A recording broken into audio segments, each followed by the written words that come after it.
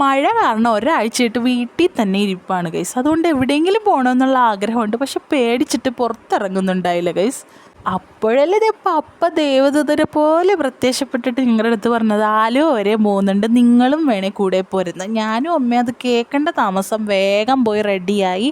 ഞങ്ങൾ സെറ്റായിട്ട് ഇറങ്ങിയ ടൈമിലാണ് ഞങ്ങൾക്കൊരു ഡൗട്ട് ഗൈസ്, മോട്ടർ ഓഫ് ചെയ്തോ എന്നുള്ളത്. പിന്നെ അതൊക്കെ ഒന്ന് കൺഫേം ചെയ്തിട്ട് ഞങ്ങൾ വേഗം കാറിലോട്ട് കയറി. ലൂക്ക് ഇതേ ആദ്യം തന്നെ വന്ന് സീറ്റൊക്കെ പിടിച്ചിട്ടുണ്ട്. റൂത്ത് അപ്പോൾ അമ്മയുടെ അടുത്ത് ഫ്രണ്ടിലാണ് ഇരുന്നത്, പക്ഷെ അവൾക്ക് എൻ്റെ അടുത്തോട്ട് വരേണ്ടി വന്നു. കാരണം അവൾ അങ്ങനെയാണ്, അവൾ അമ്മക്കുട്ടിയാണ് ഗൈസ്. എൻ്റെ അടുത്ത് മാത്രമായിരിക്കും, വേറെ ആരുടെ അടുത്തും അങ്ങനെ പോകാറില്ല. പിന്നെ പോകുന്നത് എൻ്റെ പപ്പയുടെ അടുത്ത് മാത്രമാണ്.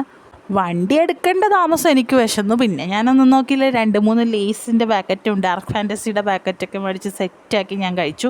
അപ്പോൾ കുട്ടി ഉറങ്ങിയായിരുന്നു. കുട്ടി ഇറങ്ങി എഴുന്നേറ്റപ്പോൾ തന്നെ പറയുന്നത്, പപ്പപ്പേനെ കീരി കൊണ്ടുപോയി അമ്മാന്നും പറഞ്ഞാണ് കരയുന്നത്.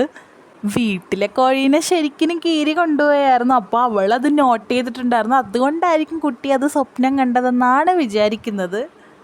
എന്തോ പേടി സ്വപ്നം കണ്ടാണ് എഴുന്നേറ്റിരിക്കുന്നത് ആളങ്ങനെ പേടിച്ച് പിന്നെയും വീണ്ടും കിടന്നുറങ്ങി ഗൈസ്. ദേ അപ്പോൾ എൻ്റെ മടിയിൽ കിടന്നാണ് ഉറങ്ങുന്നത്. 2 പേരും അങ്ങോട്ടും ഇങ്ങോട്ടും നന്നായിട്ട് ഉറങ്ങി തന്നെയാണ് പോയത്. അപ്പോൾ അത് ഈ ഒരു സംഭവം നമ്മൾ നോക്കാൻ വേണ്ടിയാണ് ആലുവ വരെയും പോയത്. നമ്മളല്ല, പപ്പ. ഞാൻ പോയത് ഈ ഒരു കാര്യത്തിനാണ് ഗൈസ്, ഫുഡ് കഴിക്കുക എന്നതായിരുന്നു എൻ്റെ മെയിൻ ഉദ്ദേശം. അതിനു വേണ്ടി മാത്രമാണ് ഞാൻ പോയതെന്ന് വേണമെങ്കിൽ പറയാം. ഹോട്ടലിൽ പോയിരുന്നുള്ള ഫുഡ് കഴിക്കൽ അങ്ങനെ നമുക്കില്ല. എല്ലാം പാർസൽ മേടിച്ച് വീട്ടിൽ വന്നാണ് കഴിക്കൽ. കാരണം കുട്ടികളൊക്കെ ഉള്ളതുകൊണ്ട് മാനേജ് ചെയ്യാൻ കുറച്ച് ബുദ്ധിമുട്ടാണ്. അപ്പോൾ ഫാമിലി ആയിട്ട് പോകുമ്പോൾ മാത്രമേ നമുക്ക് അങ്ങനെ പറ്റാറുള്ളൂ. അപ്പോൾ ഞാനത് മാക്സിമം മുതലെടുക്കാൻ തന്നെയാണ് ഗൈസ് ഞാൻ ഈ ഒരു യാത്ര പോയത്. അപ്പോൾ അത്രേ ഉള്ളൂ.